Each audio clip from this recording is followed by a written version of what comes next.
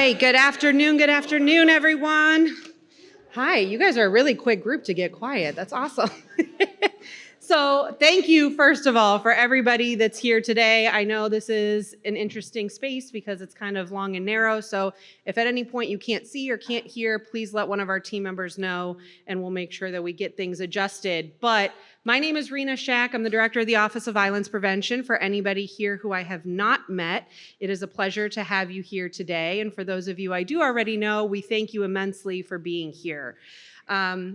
Just a short few words from myself about what we're here about today. So if you find yourself here, it is because you are an incredibly valued public safety partner in this city. Most of you know that the Office of Violence Prevention is relatively new. We're about 1.5 years old, and we are tasked with, among other things, reducing gun violence in the city of Columbus alongside our public safety partners, whether that be law enforcement, CBOs, nonprofits, government agencies, citizens that are doing this work. But we are also tasked with trying to coordinate the resources that we are all providing in the violence reduction space, as well as strategizing based on best practices and evidence-based strategies. And so that is what brings us here today. We have a short agenda that can be found on the tables if you have any questions about where this afternoon is going to go. But basically, we have a presentation of the Cost of Gun Violence report that has been released as of this afternoon alongside our partners with the National Institute for Criminal Justice Reform. Can I have anybody that's here from NICJR raise their hand so that everybody knows who is here? Okay, give them a round of applause. So NICJR is the home for the National Offices of Violence Prevention Network, of which our local OVP is a member. We've been a member since we were created back in 2023. And what one of our first steps was to contract with NICJR to come in and help us with the provision of technical training and assistance, as well as some tangible report creation for the city of Columbus. So this Cost of Gun Violence report is one of 3 reports that will be provided in that contract. The first was the landscape analysis report that we put out in August. If any of you want to see it who have not, it is available on our website. We can also get you a hard copy in our office at City Hall. But that landscape analysis went in depth into what the community violence intervention ecosystem looks like currently in our city and where we need to go, where we can grow it to make maximum impact to reduce gun violence based on that CVI model, which is based through a public health lens. The second report is the one that we have in front of us today, which is calculating the cost of gun violence here for the city of Columbus. You know, some may think that putting a dollar amount to homicides or non-fatal shootings in a city can be somewhat callous. And that's some feedback that we've been given. However, it's in our opinion that we as a unit cannot strategically battle gun violence or reduce homicide numbers and non-fatal shootings without understanding the true cost as a system. And that's why we're all here today. What's involved in this report is what the taxpayers of Columbus are paying every time there is a homicide in our city with a single suspect and a single victim and a single non-fatal shooting. So again, that assumes a single suspect and a single victim. And this report is incredibly thorough. So it goes from the top, bottom. We're talking about costs related to crime scene response. We're talking about crime scene cleanup. We're talking about what a coroner's cost would be. We're looking at the costs associated with public defense and the prosecutor's office. So it's all encompassing. NICJR will go into more detail as to what they looked at, but everybody here plays a part in that system. Most of you were either reached out to for information, your offices were, or we were able to get information from your offices to build this report. And so we want to thank all of you for being here today. After the report is gone through by NICJR, they will explain to you how they came how this report came to be, the methodology behind it, what's included in it.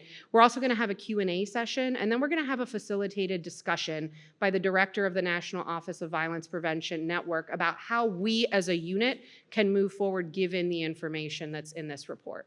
So without further ado, I will introduce Director Shantae Jackson. She is the director of the National Offices of Violence Prevention Network, which does include the White House Office of Gun Violence Prevention.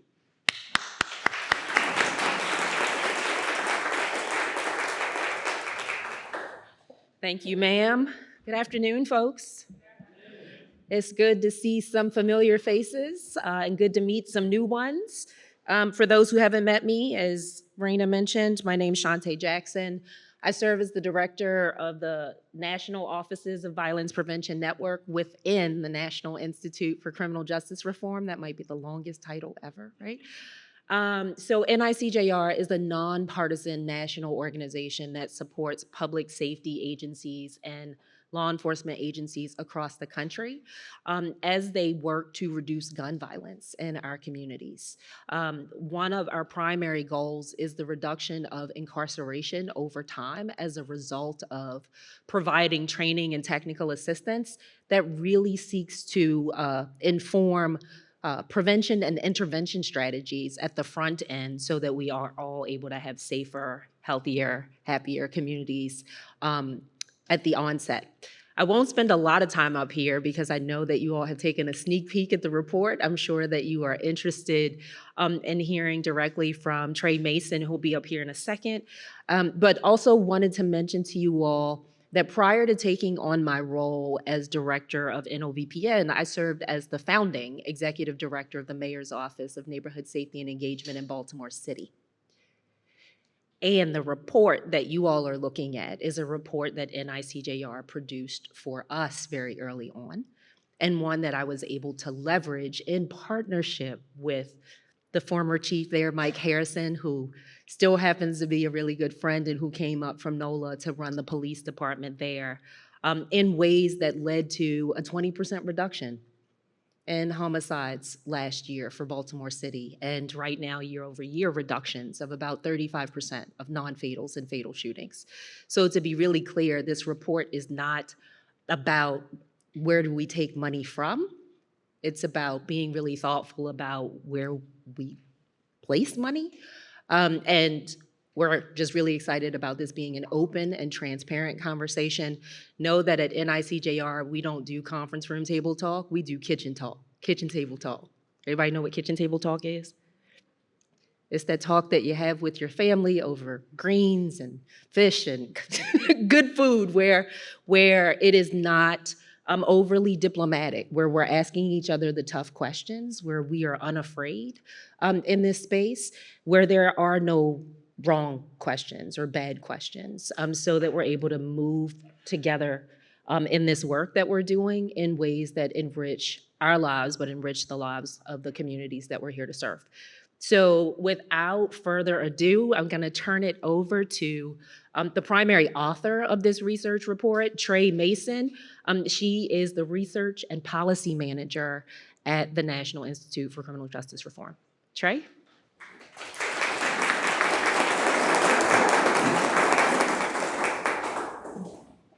Good afternoon, everyone.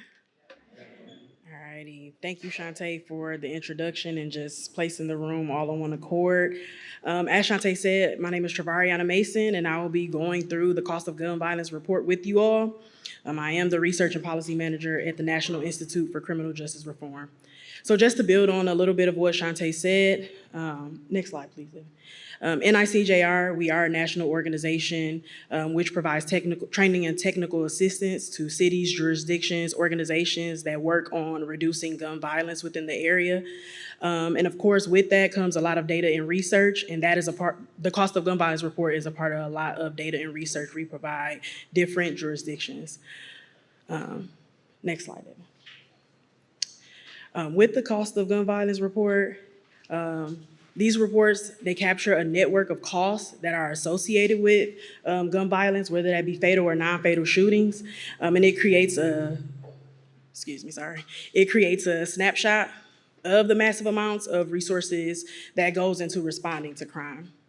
And how these reports are used, we use these reports to for community engagement, community awareness, foster partnerships between different organizations and agencies so they can better understand the true cost of gun violence within the city. And then, of course, you use it to advocate for more resources for your CVI intervention organizations. With that, I would like to say, with the cost of gun violence report, we use charging and arrest rates and conviction rates to weight the different costs to make sure we're not overestimating or underestimating, and make sure it is particularly used specifically in Columbus jurisdiction. So we use Columbus, the city of Columbus, arrest rates, charging rates, conviction rate, to just make sure we're making it all of the costs specifically for the city. As you all will see in the report, we have a data snapshot which shows you the entire cost. So throughout the presentation, if you just turn to this page, you can follow along with the cost for each section and each category. Next slide, please. Alrighty. So just to start, just want to talk about gun violence by the numbers. So in 2019, Columbus had 93 fatal shootings and 158 shootings. And I want to also preface this by saying these numbers were retrieved from the gun violence archive, as we were unable to get that information specifically from the department, but know that they received the information from departments as well.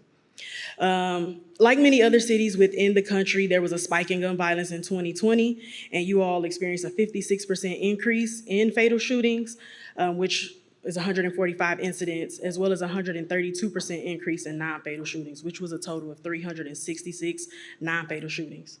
And of course, from 2021 on until a full year of data, which is 2023, you guys are averaging 152 fatal shootings per year, as well as 435 non-fatal shootings per year.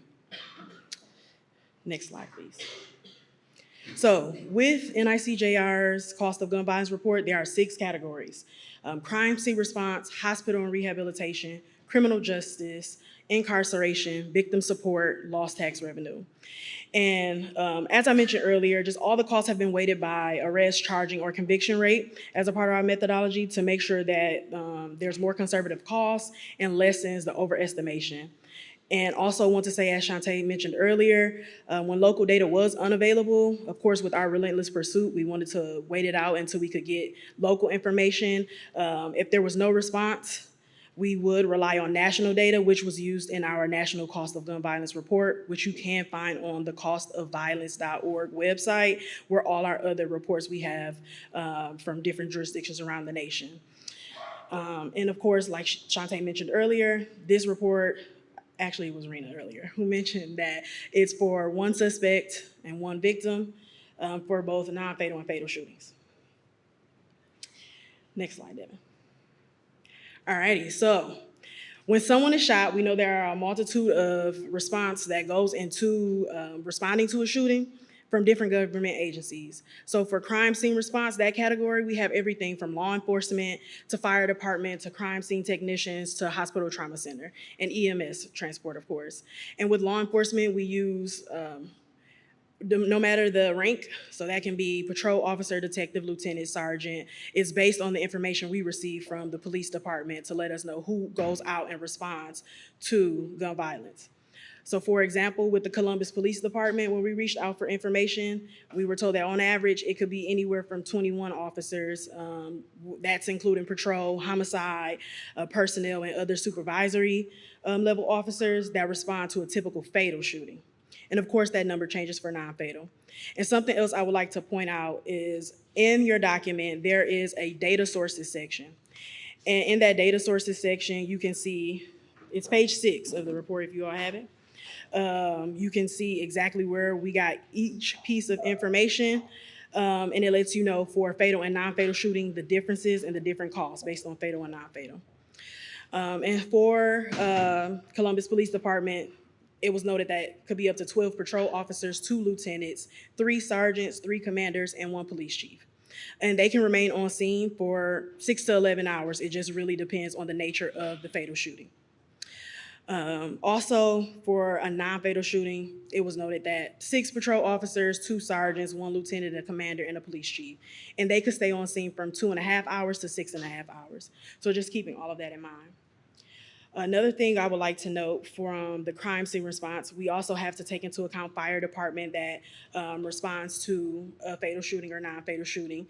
And that can be EMS transport. And with EMS transport, we noted that there were, from each shooting, based on data we obtained from the gun violence archive, that the average distance from the scene of the crime to the level 1 trauma hospital is on average 4.43 miles. So all of that goes into calculating the cost for how much it costs to transport an individual from crime scene to actual hospital. So those are the type of things that went into the crime scene response category. Next slide. Alrighty, and so for example, once you look at your data sources sheet, as well as the breakdown that I mentioned earlier with the 2 columns, you'll see that crime scene response for fatal shootings costed a total of $13,298 on average, and crime scene response for non-fatal shootings costed $5,531. Next slide, Deb.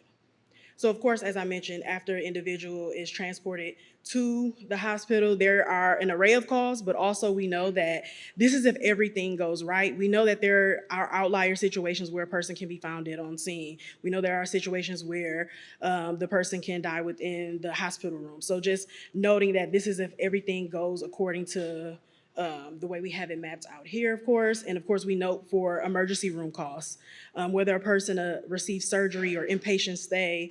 And then, of course, we account for medical examiner fees. And if that person is a non-fatal shooting victim, we know that there will be some rehabilitation period, which is accounted for here as well. And also just pointing you back to the data sources sheet, you can see how it's broken down as well for medical, for fatal and non-fatal shootings. Alrighty, next slide, Evan. So, of course, if a suspect is captured, you know that there has to be a criminal justice process that comes along with that. And so in this report, we outline each position that goes along in this section. So for example, we know that there has to be a police investigation if a suspect is caught.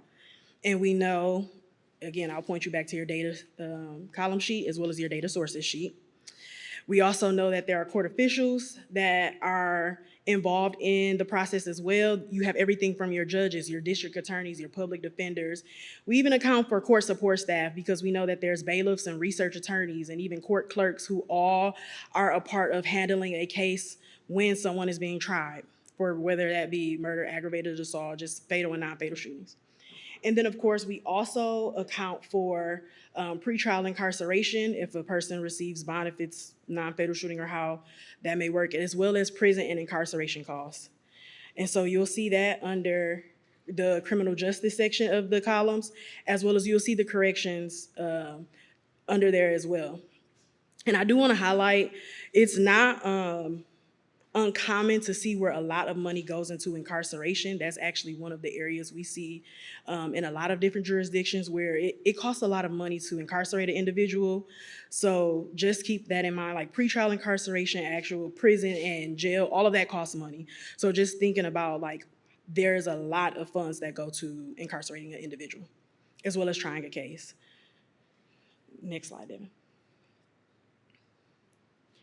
Alrighty, so thinking about the criminal justice section of it, the criminal justice process, which is everything from judges, prosecuting attorneys, district attorneys, all of that, as well as the corrections section. So the cost of a police investigation was calculated by multiplying the average salaries and benefits for officers assigned to the Columbus Homicide Unit, and that was averaged by the amount of time that we received they investigate a fatal and non-fatal shooting. So the costs associated with a police investigation are $29,927 for fatal shootings and $2,560 for non-fatal shootings.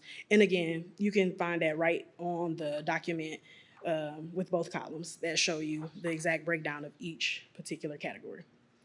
As well as we took things like I mentioned earlier about bailiffs, court support staff, all of that money that goes into there.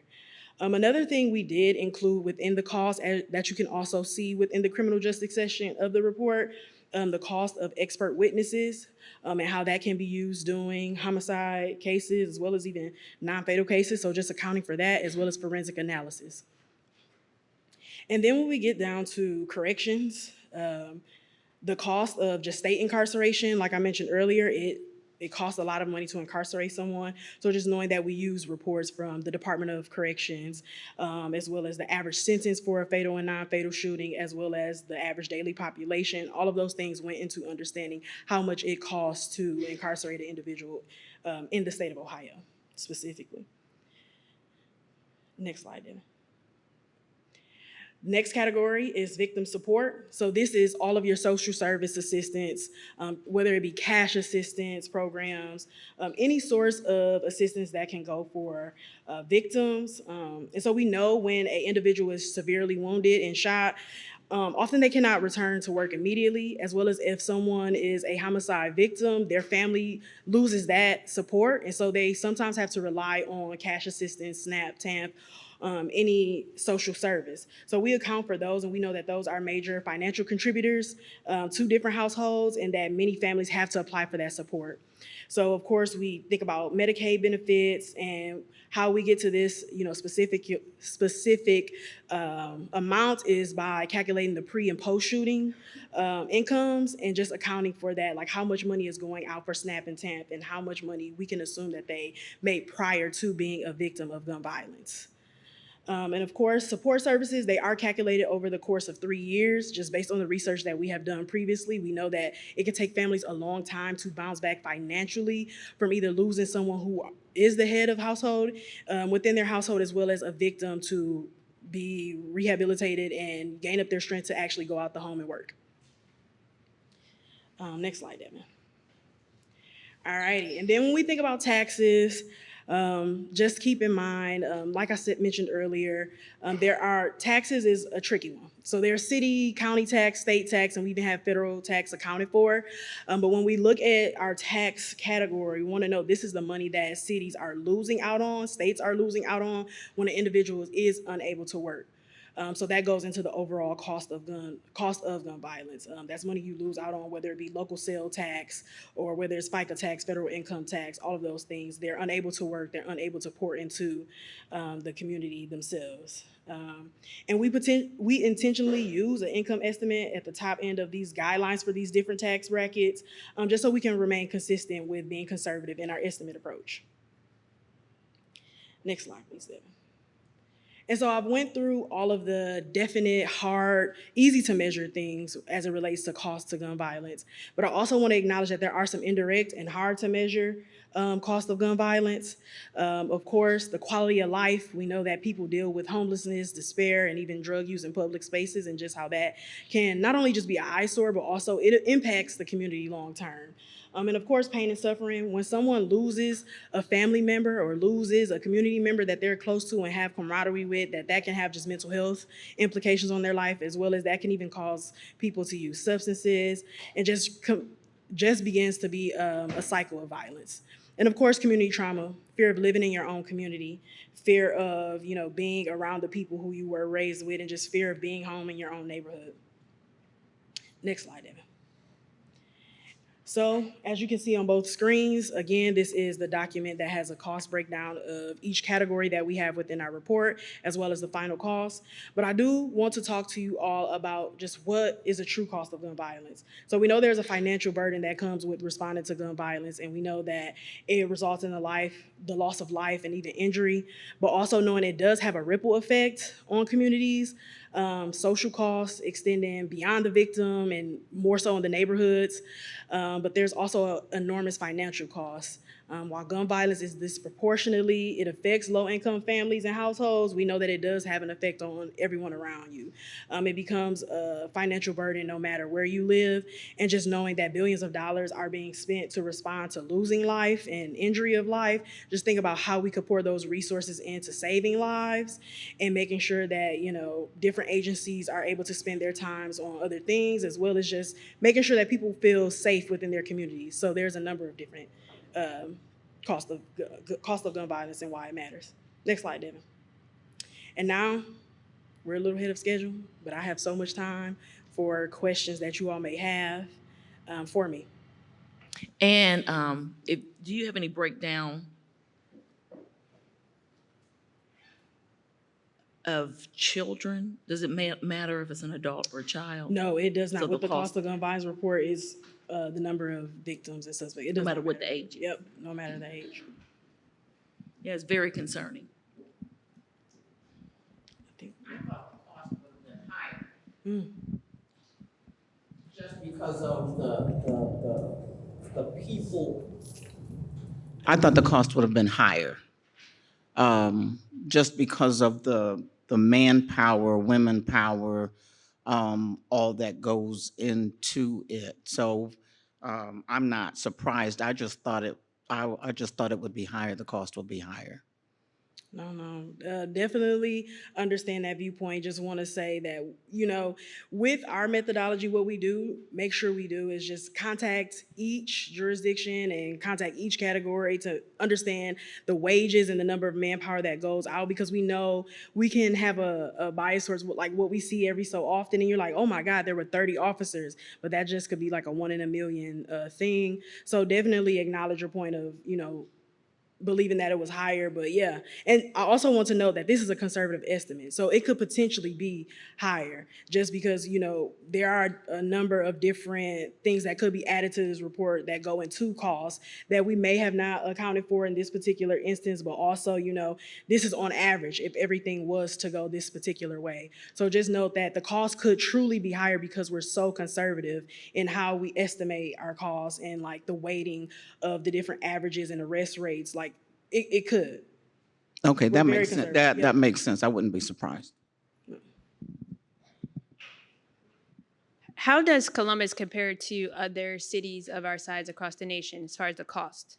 Yeah, so as far as the cost, thinking about other cities that are there. So for example, I know that Indiana is your sister city, correct? Yep, Indianapolis. So when Indianapolis had this report, they were at $1.2 million.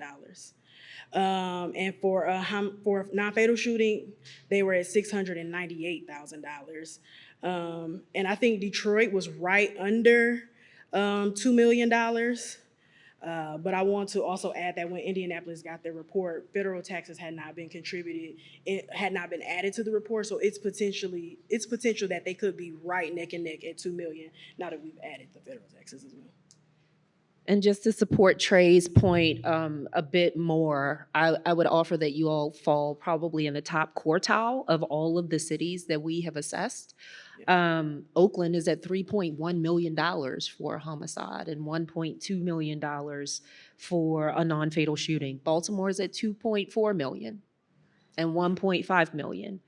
But we just released the Toledo report last week. Yes, last week. And Toledo's at 883,000 and 572,000. And so you all do fall in the higher bracket. The other thing to the point associated with you thought it would be higher, one of the other things that factors into these costs is your cost of living, your local cost of living. Like, what does a lieutenant get paid here versus what does a lieutenant get paid in Oakland and in Baltimore? All of those things contribute to the variation in costs that you're seeing across jurisdiction, in addition to the points that Trey made.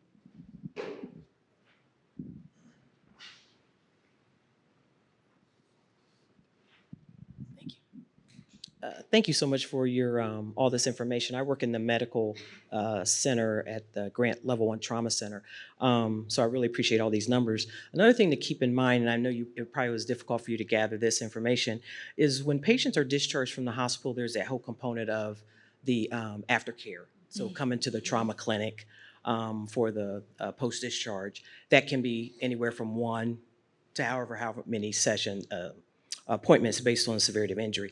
Another thing that's considered in there is the consulting services. So if it's ortho, so who else has to be involved? Another key to keep in mind with numbers that I'm sure is difficult to gather is the rehabilitation, skilled nursing facility, and long-term acute care surgery that a lot of times is attributed to patients. Another thing to keep in mind is the readmissions. Of patients having to come back due to complications. So I really appreciate the numbers you have, and then just some other things that I know are really impossible for you probably to gather that's relevant to the recovery from some of these injuries. No, of course, and So thank thank you you. for that. No, thank you for that.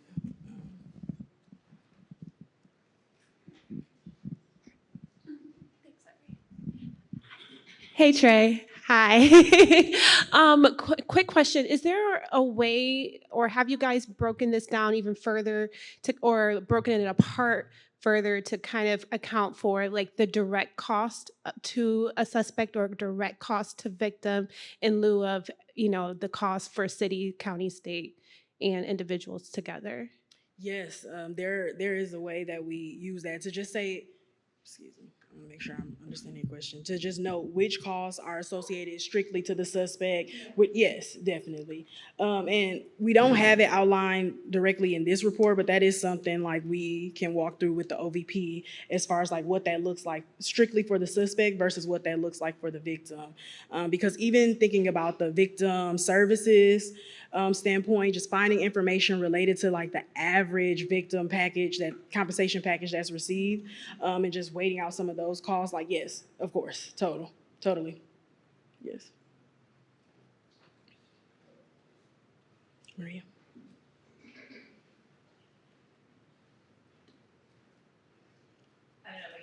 Oh yeah, no, you're fine.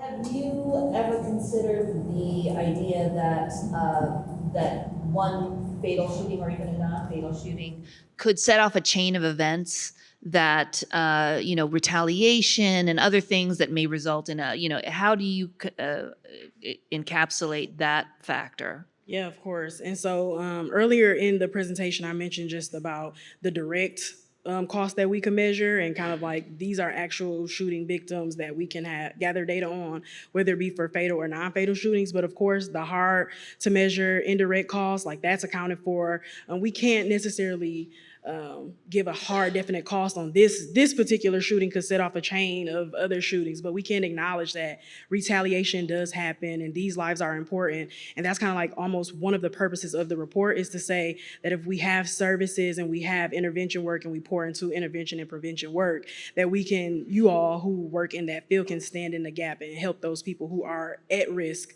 of being involved in gun violence.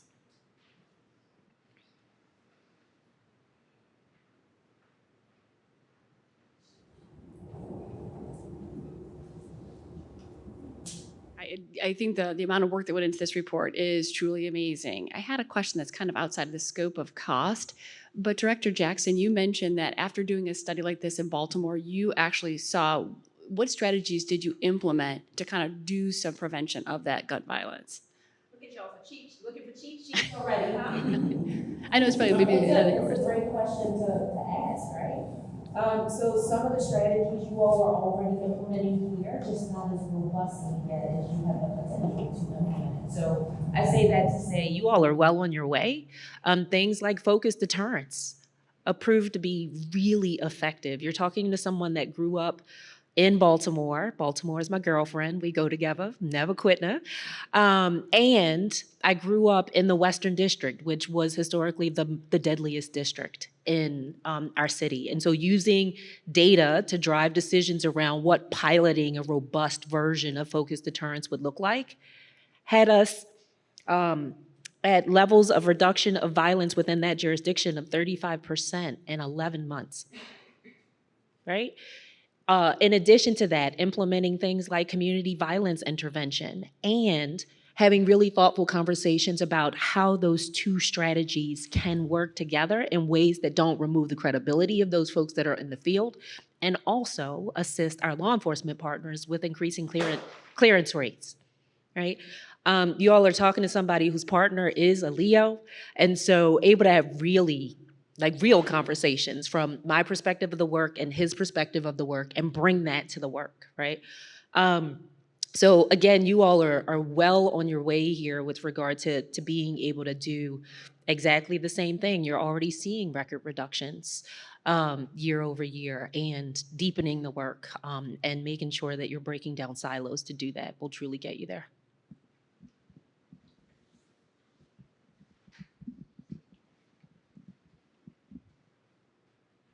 Any more questions?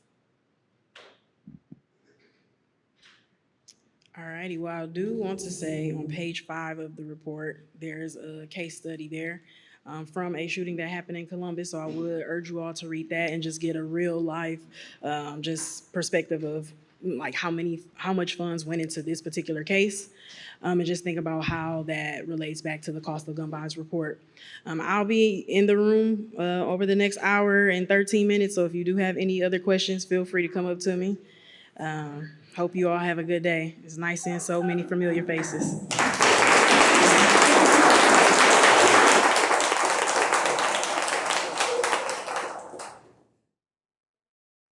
Herself too, an hour and 13 minutes, huh? All right. So I want us to get back to, and I don't really do well standing behind a podium. I'm not that person. I'm a talk with people kind of person, not a talk at person. So I'm going to invite y'all to join me in the conversation. Those of you that have already had either the pleasure or displeasure, depending on the day and your experience with me, of doing this with me, you're familiar with how important it is to me that we co-produce public safety, that we co-build public safety, that there's no singular agency that can do it alone. My first question is, how many of y'all, by show of hands, was surprised at the price tag? Either you thought it was too low or too high. Surprised by the price tag? So that's the general response across the country. People are like, holy hell, Batman. I know when I saw this number in Baltimore, I'm like, every homicide, one person, one victim, one suspect, we aren't even talking about two people rolling up on a singular person, is $2.4 million?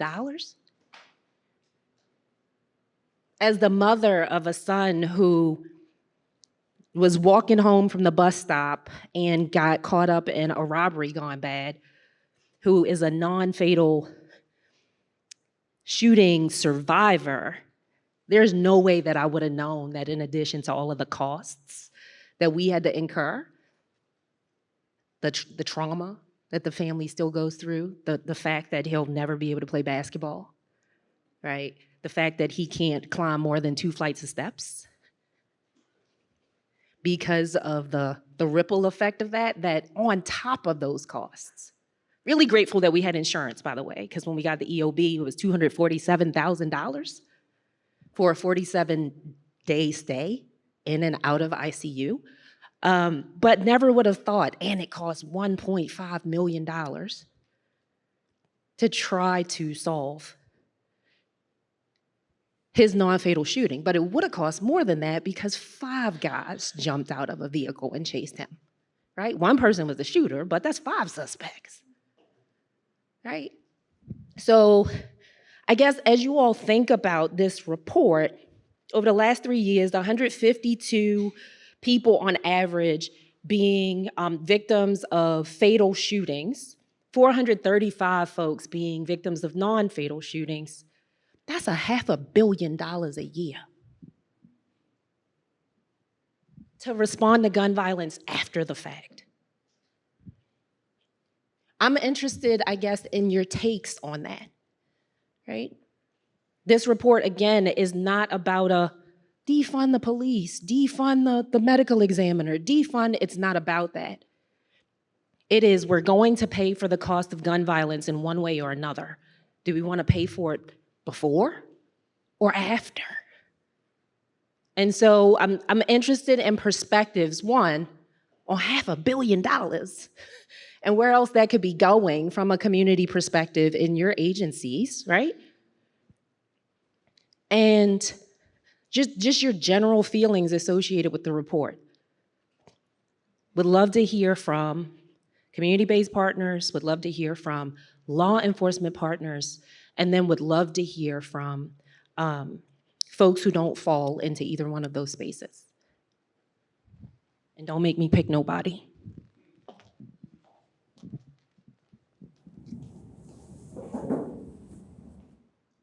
Thank you.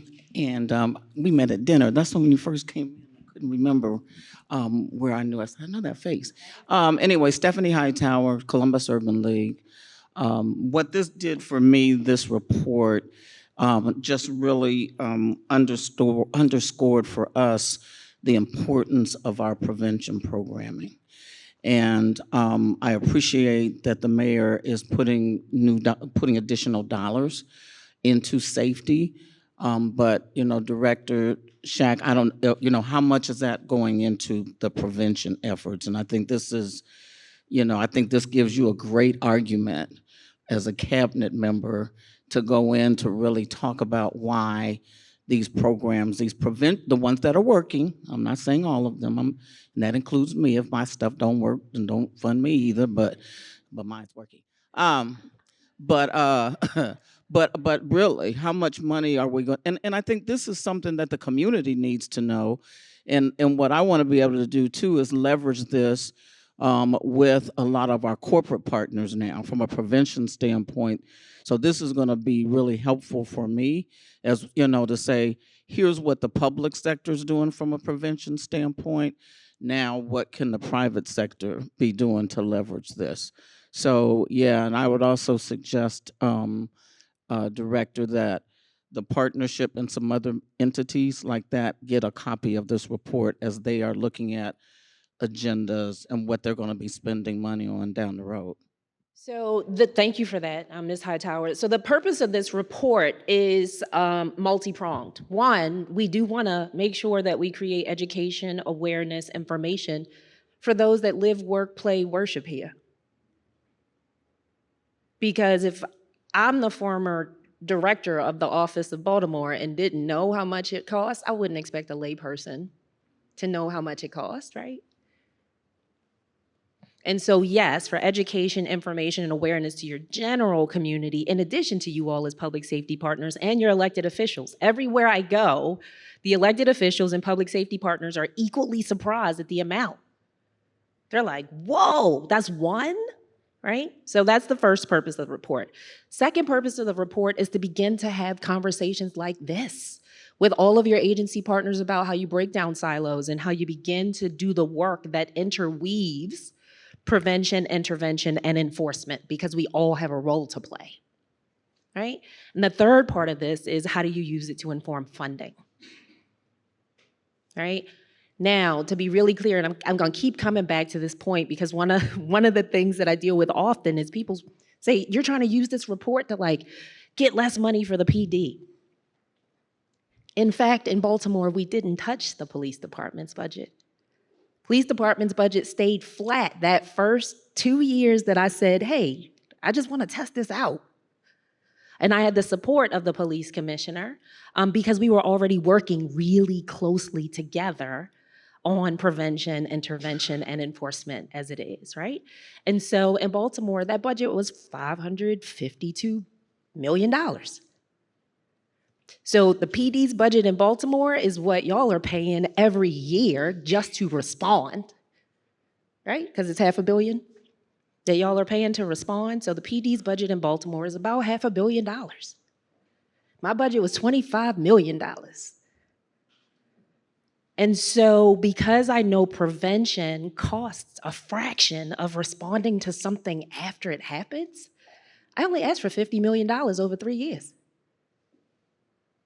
And I shared with you all that we were able to reduce homicides in Baltimore by 20% last year, and it's currently down 35% this year, with no takeaways from the PD at all. In fact, more integration, working together to deliver the services.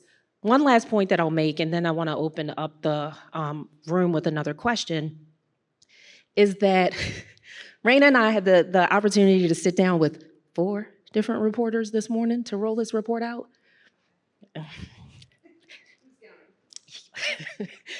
And one of the reporters asked a question that made me feel itchy, right? You know, anybody ever get that itch in the middle of your back? Maybe I'm the old one that can't quite reach up in the middle. Wait, you try to do your hand like that, but you still can't get it, like that itch, right?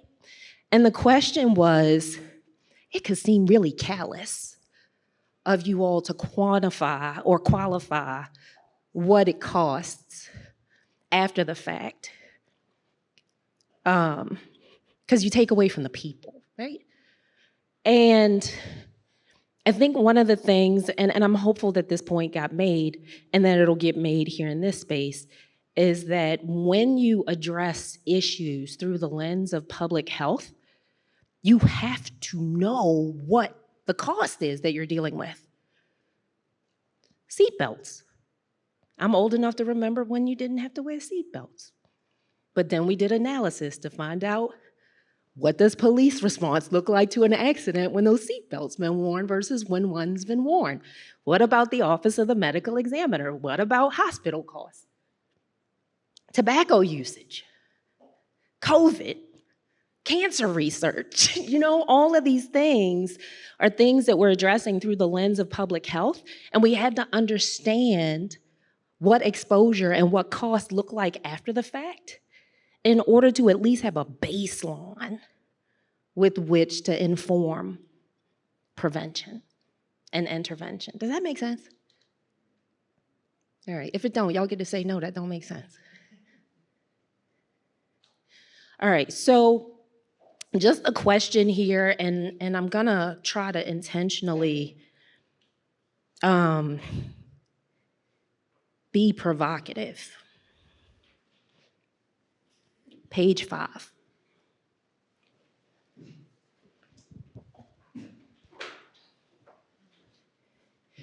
By show of hands in the room, how many of you know who this story is about? How many of you were on the force or working in the community or at the office of the medical examiner or in the medical system here, and you know who this person is?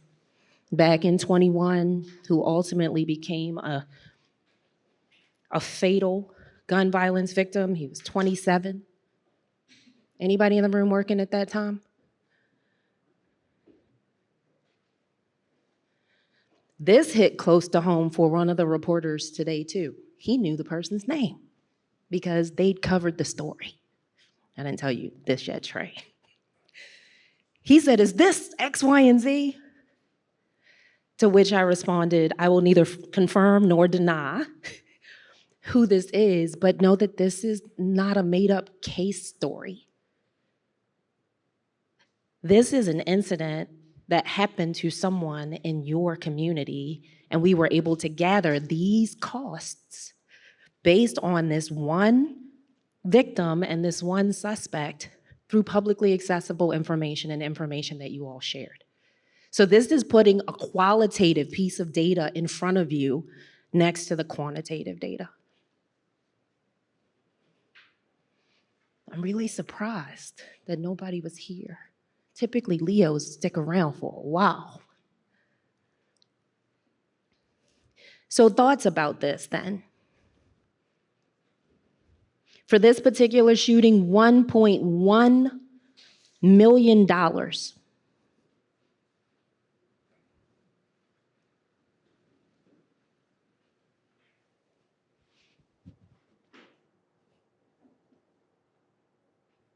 Because essentially we're saying we spent $1.1 million and 2 men's lives are over. One is dead and one's incarcerated.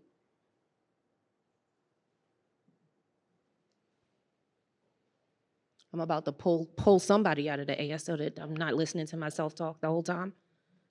Yes, ma'am. Oh, yeah.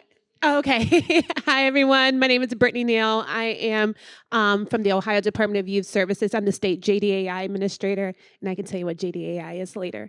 But when I see these numbers and I think about who gun violence, particularly in really all parts of our justice system, disproportionately affect, I think specifically around Black communities specifically, and thinking about how, that's why I asked a question about, like, do we have like the numbers of direct costs for suspects and direct costs for victims?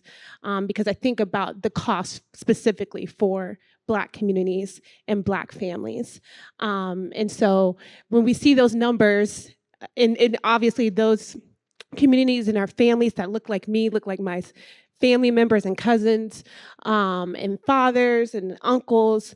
When I think about that, I think about also how many of those communities are disproportionately affected by income and what they're able to even afford. And when you think about telling a family, for example, that you lost your loved one, I'm sorry to hear that, but also here's a bill for $500,000 that you already can't afford. It just makes me think about that as well. So. I appreciate that point. And while we don't have the, per community demographic breakdown, let's say for illustrative purposes that of the 152 folks on average that you all have seen be victims of fatal shootings over the last 3 years, that you're talking about 140 that are Black. You would just multiply that 200 or that 2.1 million times that 140, right? And so you are able to break it down based on the demographic spread that you've got in your homicide data and or the data that you all get from the Office of the Medical Examiner around, cause of death. Good point. Other thoughts here? If you had $1.1 million, what would you do to prevent gun violence? I'm interested in hearing from a Leo. I appreciate that, John. Looking to hear from a Leo. They know who they are, law enforcement officer. You had $1.1 million. What would you, I'm coming to you because you look like you scratching a table. Rec centers. Why rec centers? It gives the youth. Yeah. It gives the youth a place to go. Jason Burns with ATF. That was just one interview I did years ago. That was one thing that stuck to me. One of the kids said there was never a rec center in my neighborhood. So I appreciate that, Jason. That's also one of the investments that Mayor Scott made in Baltimore City. Using ARPA dollars, a record level of investment in recreation centers, because those can serve as places that are both preventative and interventive places, right? You're providing a structured place, location, safe haven for some folks that may not have it. What if we aren't talking about young people, right? I mean, not that older folks don't go to rec centers, but what would you do with $1.1 million to prevent or intervene in gun violence if you had it? I can speak from a law enforcement perspective, both being in Detroit, which also saw record numbers, and then here in Columbus. LaShawna Potts, the first assistant chief of police for Columbus PD. I would say it starts at parenting. A lot of our gun violence starts in the womb. It starts with broken homes. It starts with not adequate services on rearing our children, and then it progresses through school, where oftentimes there's not enough services to handle the children, whether they have disabilities, whether they have learning disabilities. We see a conglomerate of things that lead to gun violence, and it usually starts at the front door of someone's house. And then it just kind of matriculates as it goes higher. But I will also say in a school system, we see, and we're working very tirelessly with Columbus City Schools, but there's a breakdown in communication between the PD and a school system that needs to improve as well, because there are markers that show people that lead to gun violence that are happening in the schools where the police may not be informed until it's too late. Monitoring those at-risk factors Absolutely. that might get picked up on in early childhood, right? Absolutely. Yep, I appreciate that a lot. As we think about, comprehensive violence reduction, you also had to think about what you want your outcomes to be, right? And I think I shared this slide with a few of you back in February. But if we're thinking about, hey, we got to get rid of high weeds and grass, and we need to get rid of torn down vacant buildings, and we need to get rid of, areas that are blighted. Yes, we do need to do that. And community transformation efforts typically take anywhere between 15 and 20 years to fully execute. If we're thinking about things like restorative practices in schools and parenting classes and mentorship programs for our young people, Yes, those things are also a part of the violence reduction spectrum, and those things typically take anywhere between 3 and 5 years to actually activate a change in behavior. If we're talking about reducing violence in the short term, a year to 3 years, we're talking about community violence intervention, where we are deliberately addressing those who are at the highest risk of being a shooter and or being shot through data-driven decision making. And that's an opportunity that this report allows you all to open up as you start to think through what an even deeper integration between your law enforcement agencies around focused deterrence could look like, and how to really bring in community-based partners so that you're given, I see you, so that you're given folks who want to step away from the life the opportunity to do that, while also pursuing those who you should be pursuing through strategic enforcement because they made the decision not to step away from the life, right? And then balancing that with addressing those folks who are at high risk. Because it only takes one incident to click over from at risk to high risk. One. If I know somebody that just got shot, I'm now at high risk because of the proximity of that victimization. And because in a lot of ways, I probably personally feel victimized myself, right? I'm gonna come over here. I think Zeta had a hand. Tell us who you are before Raina gets me, please. Anita Clark, Assistant Health Commissioner with Columbus Public Health. Deputy Chief Potts, you mentioned just parenting, and we have wonderful programs, our family engagement program where we're maxed out. And so if I were to look at that money, I want it for sustainability and to grow our programming.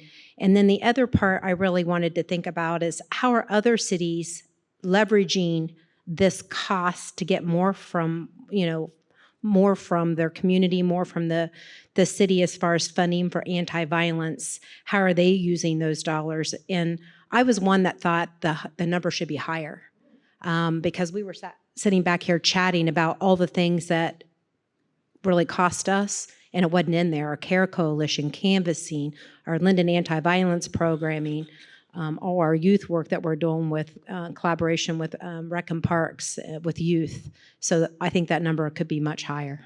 So the report, I appreciate that point. The report intentionally does not include community-based resources that are being poured into the work.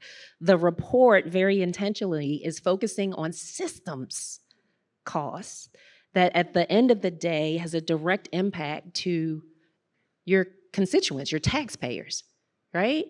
If we follow this report line by line, where is it? Police response. Who pays for the police? My tax dollars. I get to say that to my partner all the time. Like, babe, I pay you. So when I ask for money, you gotta give it to me. Same thing with crime scene and EMT support. The emergency room, while we might not necessarily be paying directly for the hospital, there are some costs that we are incurring as constituents as it relates to medical facilities in those buildings. The Office of the Medical Examiner, investigations, the court system, incarceration system, social service assistance, like when people need to apply for SNAP or TANF benefits because they can't work anymore, or the person that got shot isn't the primary breadwinner, but still is in need of additional services. Those are funds that are coming directly from systems costs. So we intentionally exclude community-based resources here to make this very point. And it is a conservative estimate on purpose, right? There are gonna be things that we absolutely cannot account for in our methodology and still be able to deliver it consistently across jurisdictions. So to come back to your point, Indianapolis, that's a report that Trey shared with you all. They just recently got an additional $1.4 million moved into their general funds for the purposes of supporting their Office of Violence Prevention and the work that they're doing around community violence intervention. They too are leveraging focused deterrence and community violence intervention. So it's not a a one thing or the other. It's not police or community. Number one, an effective PD is community, number one. And number two, there are going to be places, situations, circumstances where it's going to be more important that there be a community-based presence. In other cases, where it's going to be more important that there is a law enforcement presence. And so understanding the interplay between the two is critically important here. How did folks get money that got money? So between me and Indy, and I'm trying to think of a couple of other jurisdictions that just got money bumps recently as it relates to the release of our report, being able to inform that. I went to city council. I presented this before city council in partnership after getting the buy-in from the mayor and saying, hey, I'm not asking for a reduction in PD's budget, really looking for an investment. Let me pilot something. If it doesn't work, it doesn't work. But right now, we're at well over 300 homicides a year, sir. Every year. So last year was the first year since 2014 that homicides fell under 300. This year, we're looking at them falling under 200. What the? Right? With an average annual additional investment of $17 million, the return on that investment is over 400%. And we didn't take any money from the PD. And unfortunately, the PD is still dealing with attrition rates, just like every other PD across the country. And because a partnership existed with the chief, there was a clear understanding that it's going to take all of us to do this work together, right? So as you think through how you can use this, one, you got to make the case. This helps you do that. Because one of the things that NICJR does well, and I can say this with absolutely no bias because I used the report before I took my job with them, is that their methodology is solid.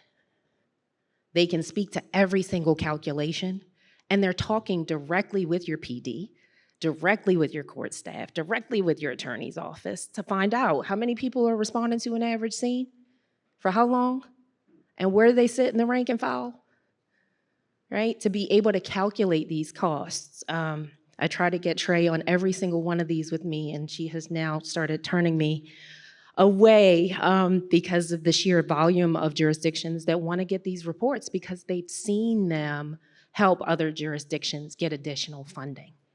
And as a result, see some sustained reductions in violence year over year. So talk to me about who you tell first about this report. Who you going home to tell first? What staff member are you telling first? Like, what do you do with this report in this one pager now that you have it? Mine was in addition to the other. Oh, go for it, and then we'll come to you. Okay. I started thinking about the reentry support programs and funding them, and additionally especially for formerly incarcerated individuals when it comes to housing and education and employment support. That's what I would do. Absolutely. My name is it off? Dawn Turnage, Assistant Director of Recreation and Parks, Youth Development Division. Thank you.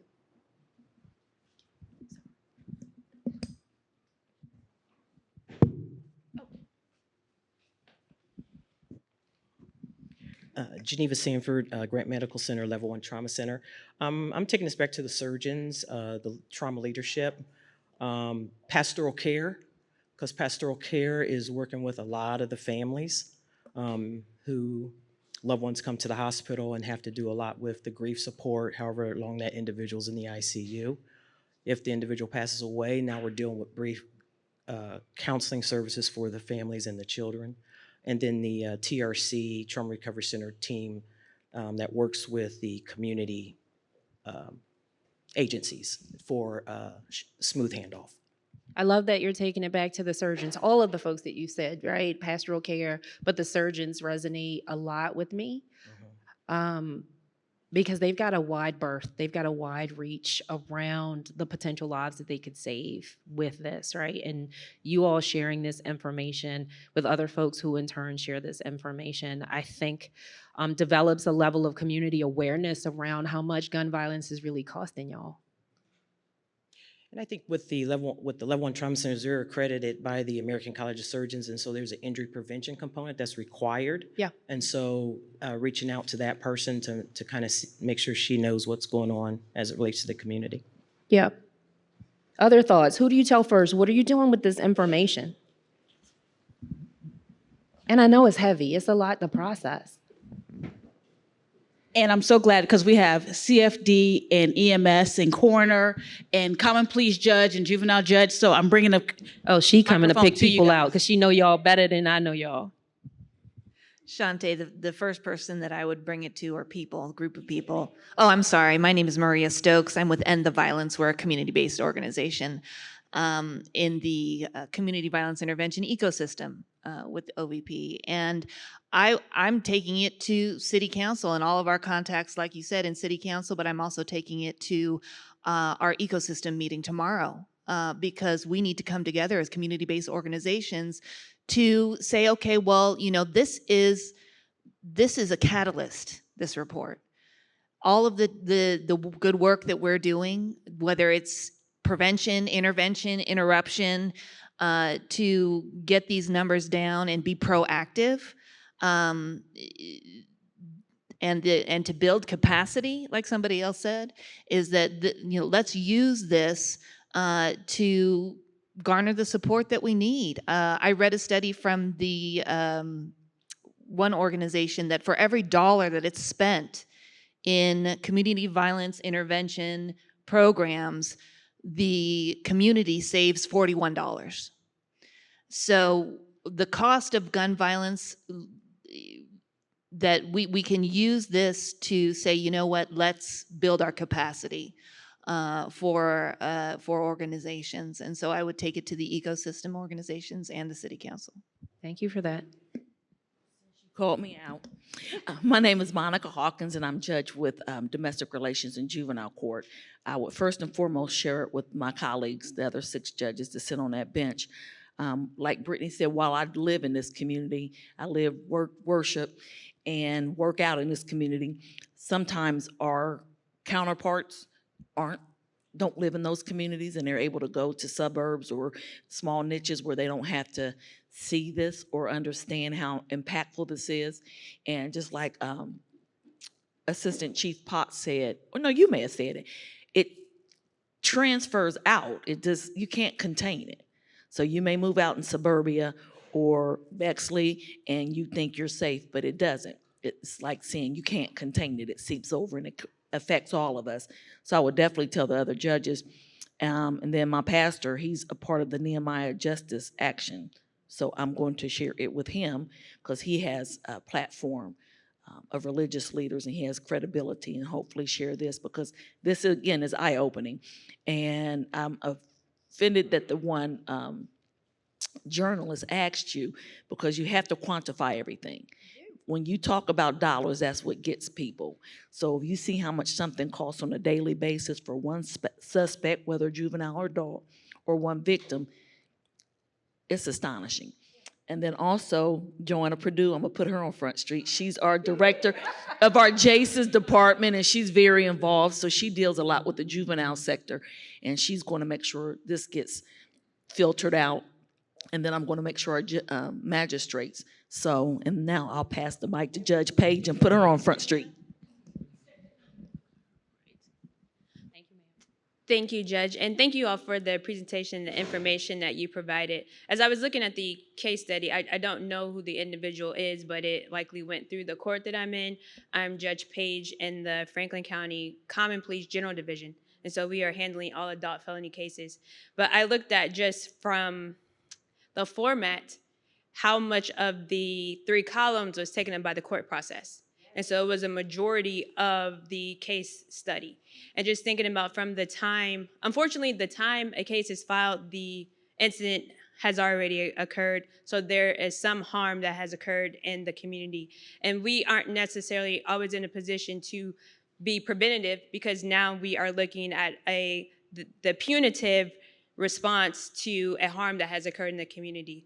But again, thinking about just how much of the total process, and although the court process isn't a bulk of the total cost, it seems to be more of the time that is taken into just from beginning to end, and sharing with our colleagues on the bench and in our partners from the prosecutor's office, the public defenders, our private attorneys, from law enforcement, what we can do to make sure that although due process is a process, that it is as efficient as possible, and that we're not as necessarily looking at the cost, the financial cost, but the cost to the community, the cost to the victims, the cost to the prosecutor's office, the PD's office, and the cost to the defendant as well, who wants some finality to the process too. And so.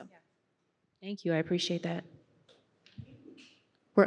Were you walking this over to, I have a comment. I'm sorry. That's I okay. didn't know she was still passing the mic this way. My name is Shauna Sanders. I'm the reentry coordinator with Franklin County Office of Justice Policy and Programs.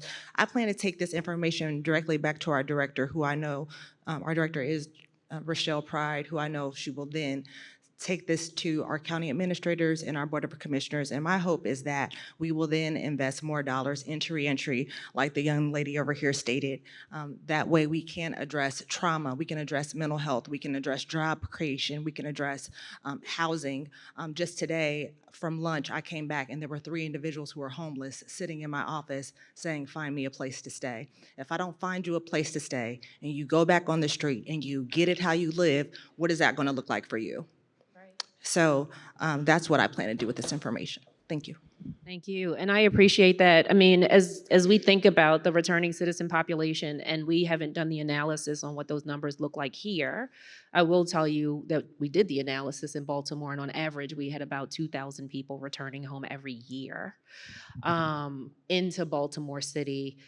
From either local facilities, pre-detention facilities, and or non-local facilities. And one of the primary responses to making sure that violence didn't touch those lives again was making sure that we stood up a fairly robust reentry program.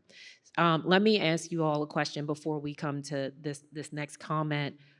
Does the city of Columbus hire returning citizens? Yes? Does it matter what their offense was? Okay, thank you. So we'll talk about, as our conversations continue, what other jurisdictions are doing around the country. Because, and make sure I get this right, because David tells this better than I do. There is kind of this paradoxical kind of norm here that most of the folks that have been incarcerated haven't been incarcerated for killing someone or shooting someone. But most of the folks that have been incarcerated will be shot.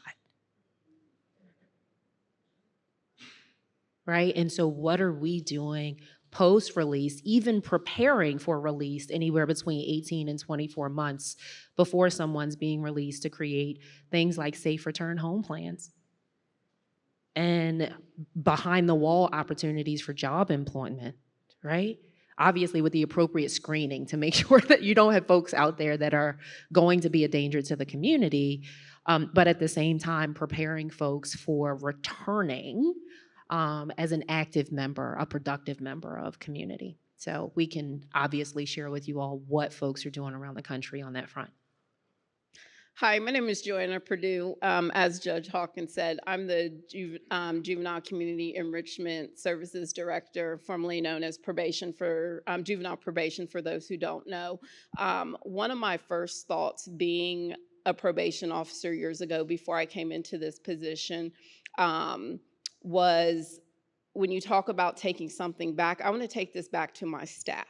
Our staff are the ones who, work closely with these kids every day. I always tell my staff, you should know more about these kids and these families more than anybody in that courtroom. And it kind of sent a red flag to me, because one of the struggles that I've seen, even as a probation officer, a supervisor, and a director, we don't have a lot of like juvenile prevention, like gun prevention programs. When we make recommendations, I've had times where sometimes staff are Googling like YouTube videos to, give to kids, because we try to match the recommendation that were given to our judges and our magistrates to fit the crime, right? And we just don't have, not that we know of, prevention, like gun violence prevention programs that we can involve our kids and our families in. There's times where parents know that their kids are carrying guns and say, well, I want my son or daughter to be protected, so they know. And we're like, that's not okay. But that's their reality that they live. I know I can't do a lot about the money. If I could ask for money, somebody could give it to me, well, that would be great.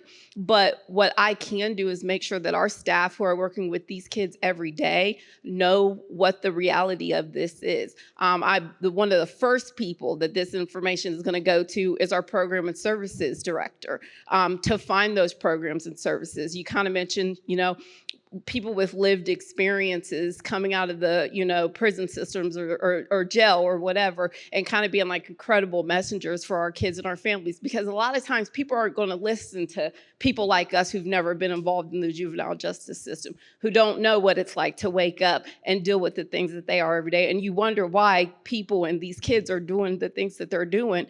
You don't wake up and you don't experience that. So how can you listen, or how can you take what somebody is telling you who doesn't live in your community and take them seriously? I think it's super important to get credible messengers, people with lived experiences, to come and work with these kids and these families. You got to start young with them sometimes. Once they kind of get older and established, it's kind of harder to kind of direct them and kind of change their ways. And that's why I think it's super important to start with them young. And I think about my staff. I got 34 officers and specialists who work with these kids and these families every day. And sometimes we forget that gun violence is relevant, because let's be honest, we've been focused on the car thefts and how to stop them from stealing cars and stuff. And sometimes you forget. So I'm super glad that I was able to kind of switch my schedule to come here, because it really put that trigger in my head to be able to take this back, and let's not forget about this.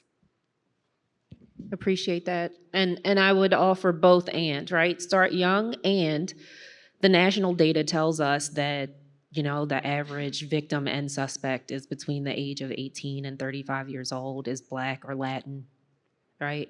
Has either typically been a gunshot victim himself, or is in close relational proximity to someone that has been shot in the last 12 months, and is likely to be group involved.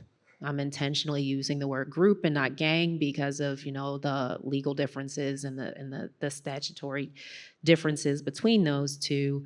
But making sure that, yes, we're working with folks while they're young, and realizing that 18 and 35 is what the national data is telling us, that these victims, these high-risk victims and perpetrators kind of fall into. Yeah.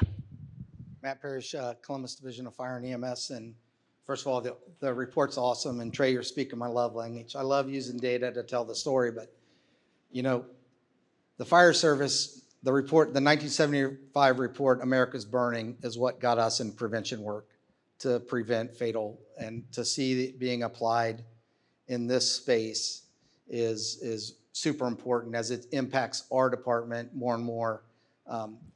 Unfortunately, the report doesn't really capture at $439 what resources we apply to one response. So I don't know if that'll help us in any way to show this report to our bosses. But what I would say is, we realized we couldn't keep responding. The response was not solving the problem. The prevention work was. And partnering with people that build safer buildings, install fire suppression systems, all that work that's done before we get there, and partnering with the right folks. And we've always been a great partner with the city on health problems like the safe sleep initiatives. If we identify a child with an unsafe sleeping situation, we can get them a crib, and how we can partner with the other partners to identify those. I think the fire department has a great reach into the community to identify the things that lead up to gun violence prior to, and then hand that off to the partners better suited to do that prevention work. And your point about it taking 15 years, everybody in this room has had a firefighter come to their school and teach fire prevention. How many years has that been going on? And now it's just commonplace. And using this platform and these resources to start that momentum so that it does become commonplace.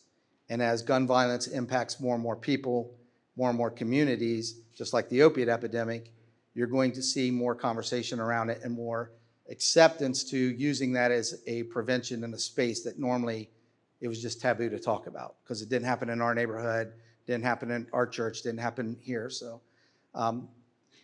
and the report is great, and I know you got to be conservative, but the number that stood out to me was the $500 million, right? The individual cost is, there's so many variables, but collectively $500 million applied in prevention, but we focus so much on the response, which is necessary. You got to have, we use PEER, prevention, education, inspection, and response. I think in the model you guys have, the intervention is there, but you have to keep the inspections. Our fire prevention guys go out and inspect these buildings to make sure they're still safe, and keeping that as part of the mantra. So. Thank you for that. Follow-up question for you, if I could. So is the fire department and EMS a singular unit here in Columbus? Yes. Great. So we see that be the structure in many jurisdictions across the country, and other ways where we've seen prevention and intervention play out is when emergency medical response teams are trained in things like identifying victims of human trafficking or identifying victims of domestic violence. Because we know through domestic violence fatality reviews and other things like that, that there is a higher likelihood that those individuals will wind up being victims of gun violence, either fatally or non-fatally. And so taking advantage of those trainings to be able to identify victims, ultimately helping them become survivors, also drives numbers down. So we can kind of talk about VOCA dollars that are accessible for that sort of training, if that's something that's needed here. Thank you, Director. Hey. I'm Dr. Nate Overmeyer. I'm the Franklin County Coroner, so thank you for the work that you're doing. It directly impacts my office. I appreciate the judges being here, but I would definitely tell all of my other elected officials about this and ask them, where were your butts today? So I would call them out and say, hey, this is an important issue. Why are the three of us here and not you? So whether it's city, county, I would tell my other elected officials about Can this. you record that for me and send it to me? And make sure got you you. say it exactly like you did. Where were your butts today? Where I were want you to. at? I want to hear it that way. And I'll be the first to tell you, I will not mind the day when I can tell one of my forensic pathologists, Doc, I'm sorry, but we don't need your services anymore because we don't have enough work for you to do. So I look forward to the day, whether it's in 1 year, 2 years, 4 years, 8 years, that I can say, Columbus doesn't need your services anymore because, and we're gonna cut the funding for you for this position because we don't need your services. So I'm hopeful that the preventive work that we're doing will not allow me to have 9 forensic pathologists, 8 technicians, 9 toxicologists, so on and so forth. I have a $4 million budget. I would love for the day that we don't need that much money to be spent in my office. I will share, I'm sorry if I'm talking too much. I think that homicide deaths are kind of like the ED deaths at Grant, because I used to work at Grant. About 10% of the patients that walk through the ED at Grant, they spend about 90% of or 80%, 70% of the services. Homicides are just like at the coroner's office.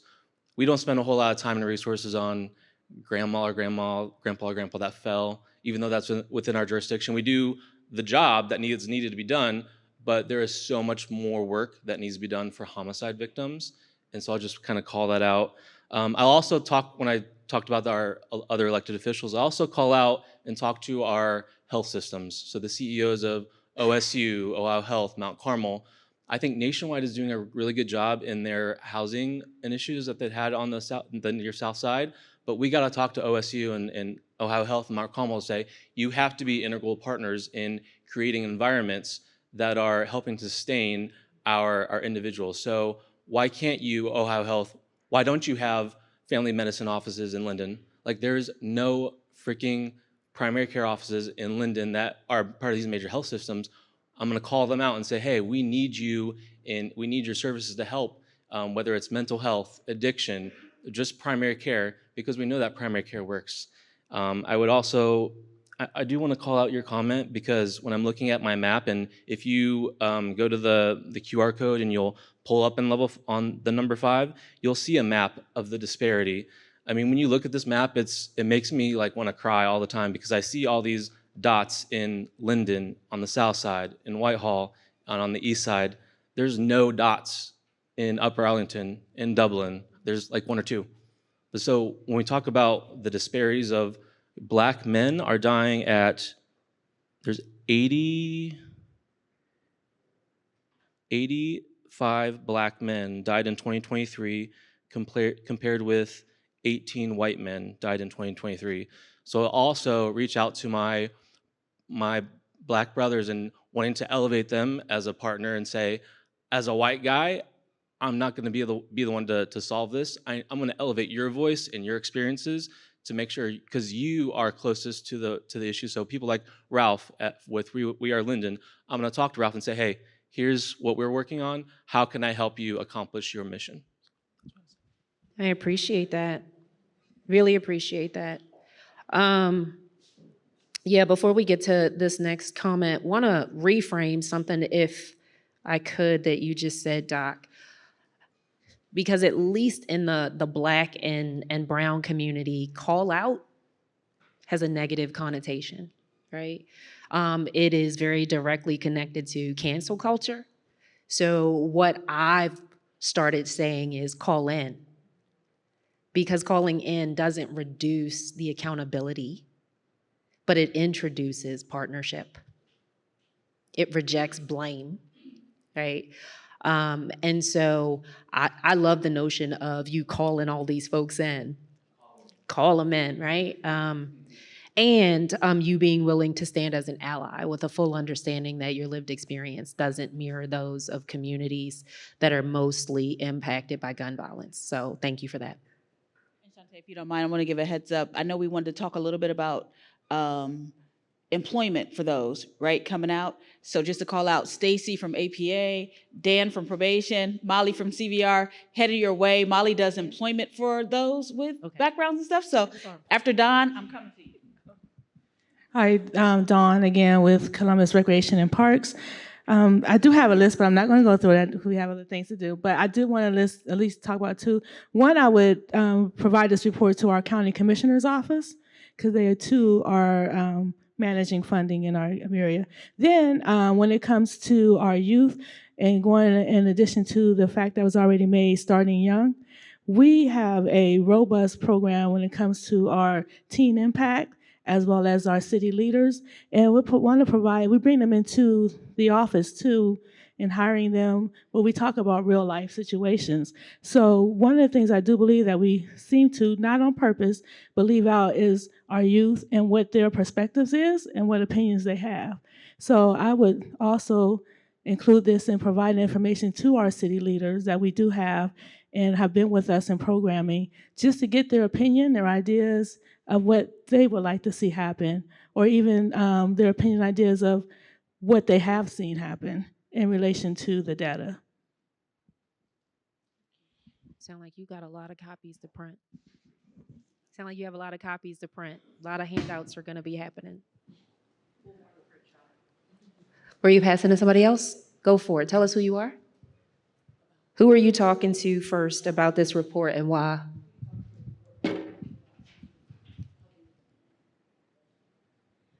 I'm Stacy Shelton Ewing. I'm the regional administrator for the Columbus Adult Parole Authority. And one of the things that I would definitely want to share this with our staff, because they're all over the city. And one thing that we've really been intentional on is trying to work with our community partners to explain what exactly we do in parole and how we can be good partners with others in the community. And it has really helped us to just kind of explain like some of the things where the police may have an encounter with someone that's on supervision where it may not be a crime with police. With us, it might be an issue where we can try to address the violation behavior before that they commit another crime. So we've been really out there trying to talk to our community partners and trying to collaborate on various topics, even with being in the community, maybe working with law enforcement to show we're working together and it's not all about trying to arrest people if we can offer those resources. With us, as far as the employment piece, our officers are constantly trying to work with other entities and community providers to see what can we do to try to help with the employment piece, because we know if people are employed, they're trying to do what they need to do to help with their families, then they're not less likely to be out trying to commit crimes. So I think I have to tip our hat to my staff and our supervisors and our parole officers that are really out in the community and trying to share those resources. If they know that there's an agency that's hiring our supervisees that are on parole, then they're sharing that information. And I think it really comes down to working together and sharing the information and not functioning in a silo. Thank you.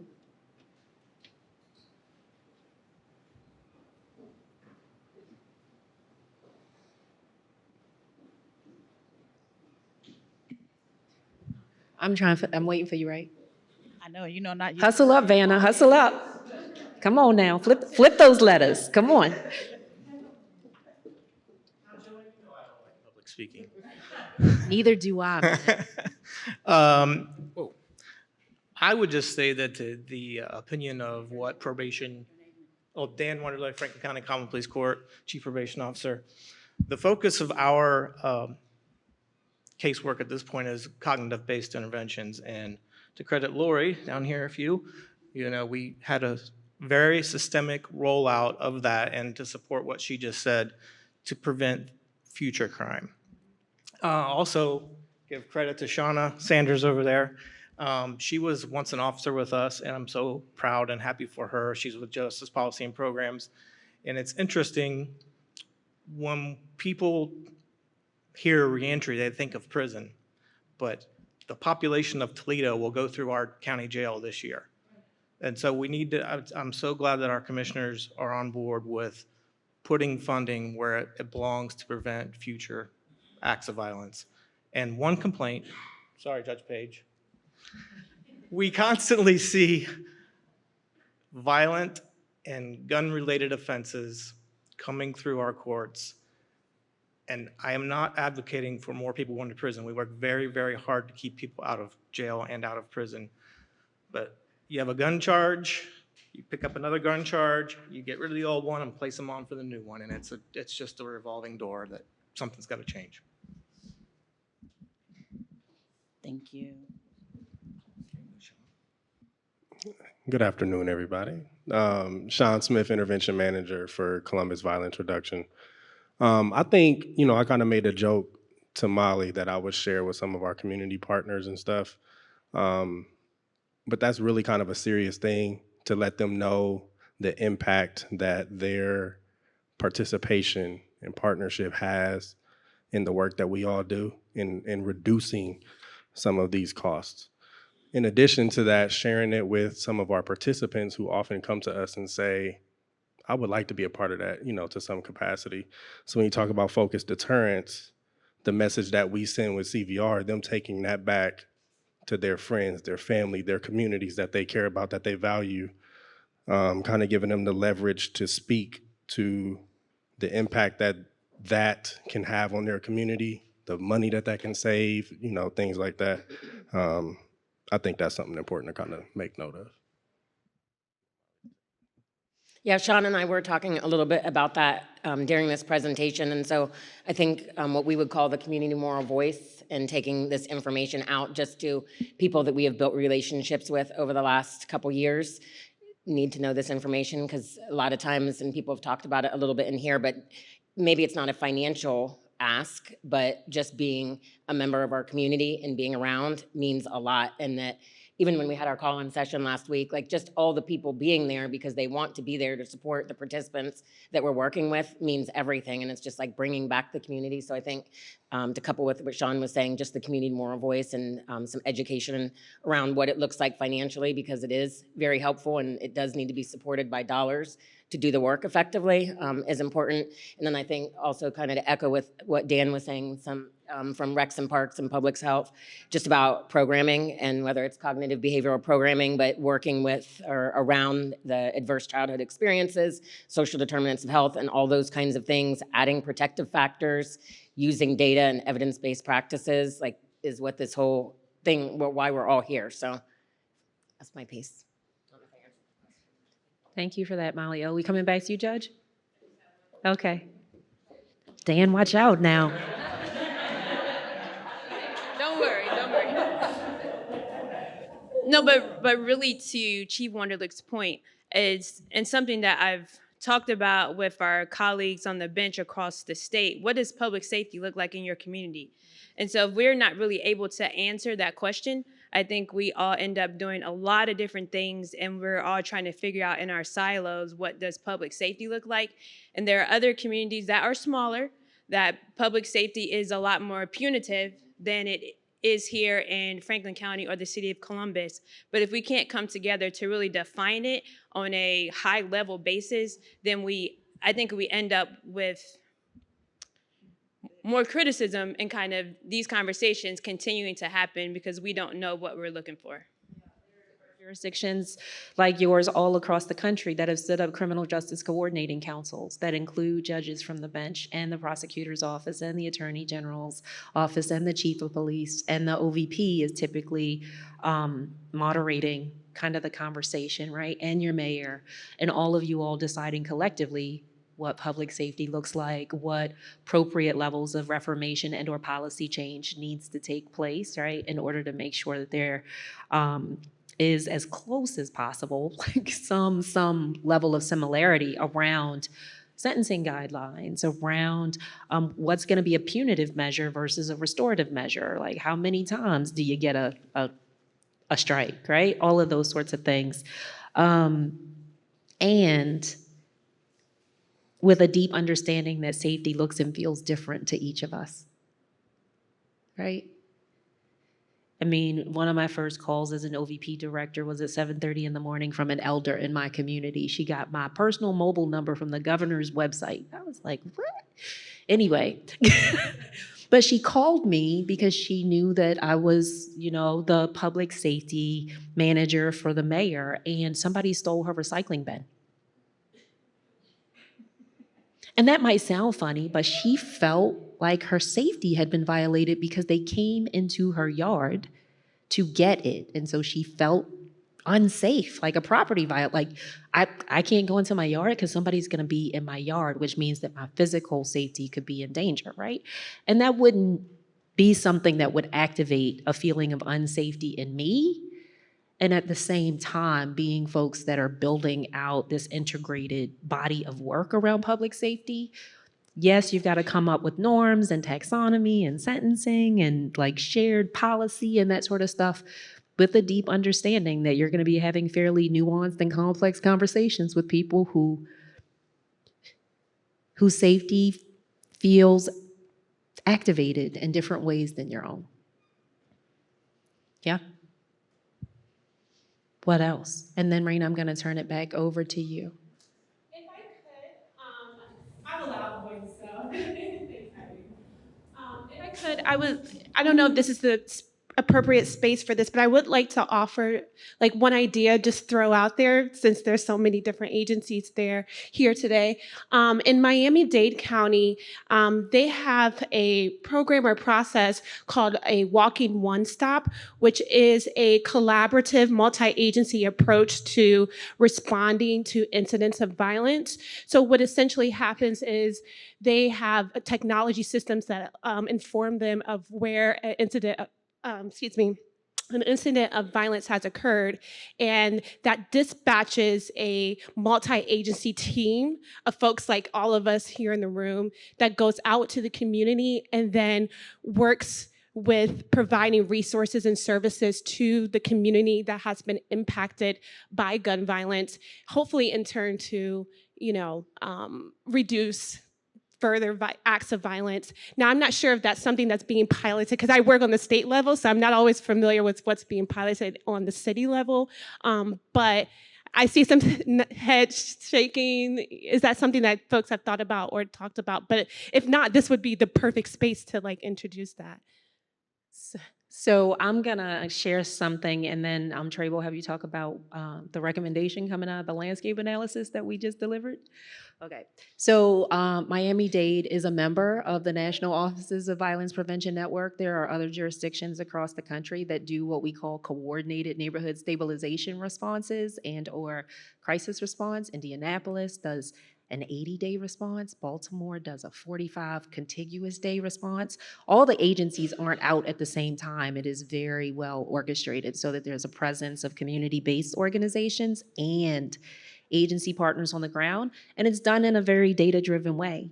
So pull in 911 data for the past 3 months to see what emergencies have activated in that community. Pulling 311 data, what sort of city services have been requested in that neighborhood. 211 services, what social service supports have been asked for in the last 90 days, so that that effort is highly coordinated. And for folks that haven't seen our landscape analysis, yeah, and not just the landscape analysis, but I do want to just highlight the work that Rena and Joanne have been doing, because there's been a lot of conversation since February about making sure the ecosystem is running and making sure the right people are in the right spaces and responding or preventing and intervening in violence. So I do want to acknowledge your comment, as well as say that there is work currently being done. That's how this whole thing got started. But with the landscape analysis specifically, just having that collaborative effort, we noted that was one of the recommendations we had, having a collaborative effort where the CVI organizations are at the table and each have their specific role that they play when a gun violence incident occurs, as well as working with those who are at the highest risk. So I definitely want to say thank you for making that point, but also note that the work is currently happening too. So of course the OVP will keep you involved along the way. Well, I'm speaking for them, but not really. Sorry. That's another way of saying we coming for you.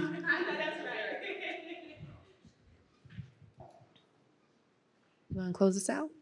Anybody have one last comment that you need to ask Shantae before she sits down? All right. Let's give Shantae and her team a round of applause, please.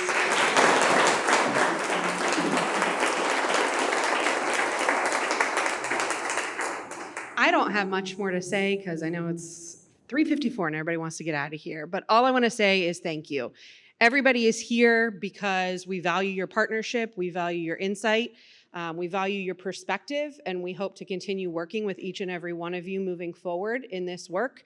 I just want to call out the individual organizations who are here, because not everybody was able to speak. That way you're all aware of who heard this information today. If you do have any questions, you know who you can go to. We have Columbus Public Health, we have Columbus Violence Reduction, Columbus Police Department, Columbus Fire Department. We have Urban League, Columbus Urban League. We have Community for New Directions. We have Franklin County Coroner's Office, Columbus Public Safety Department, Columbus Recs and Parks. We have the Adult Parole Authority. We have Probation and the Violence, Department of Youth Services, I believe City Attorney's Office, Parole, Common Pleas Court, both Juvenile and General Division. The Grant Trauma team is represented. We also have the ATF and anybody that I forgot. Anybody else here that we did not mention? Justice Policy and Programming, Franklin County. Give yourselves a round of applause, you guys. Because truly the work that everybody in here is doing on a daily basis is what is contributing to these numbers going down. So we hope to continually see that significant decrease, using information like what's in this report to inform not only our work together, our collaboration together, but our asks of our partners. So thank you for being here. Take some of these charcuterie cups on your way out because there's plenty. If you have questions, we'll stick around, but otherwise thank you, and I'm sure we'll be talking soon.